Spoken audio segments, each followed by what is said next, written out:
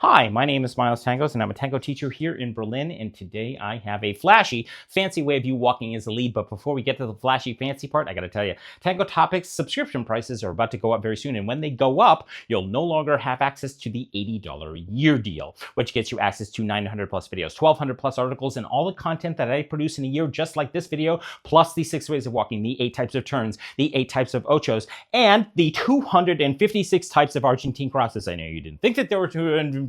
Got news for you. There are, in fact, 256 types of crosses. So if you want access to all of that, plus the 900 plus videos, go to tangotopics.com/subscribe and subscribe and get access to that stuff before subscription prices go up. Having said that, let's dive into today's little tango nugget.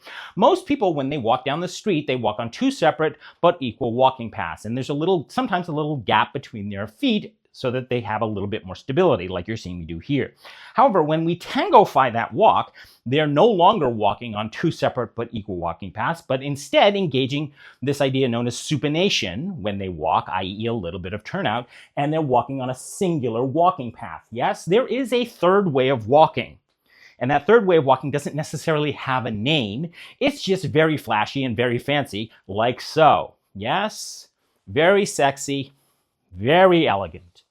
Yes, makes sense?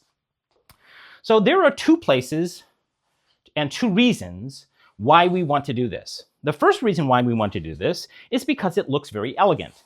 The second is that it removes that unsightly gap between our legs when we're walking. And there are 2 places when we do this, or why, not when, but when we do this.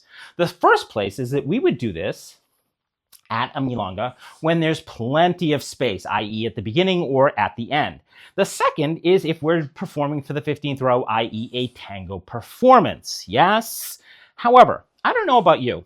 There is a caveat to this stuff. And the caveat is that what most tango teachers will not tell you is that this step only works when you have space for it, which means to say that if you go to a milonga, you only have that much space between yourself and the couple ahead of you and the couple behind you, which means this step isn't going to work because it takes up an inordinate amount of space. So here's my advice to you.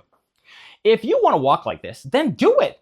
Do. Make yourself look flashy and fancy. Absolutely. However, if you don't have space for it, then you don't do it. Yes?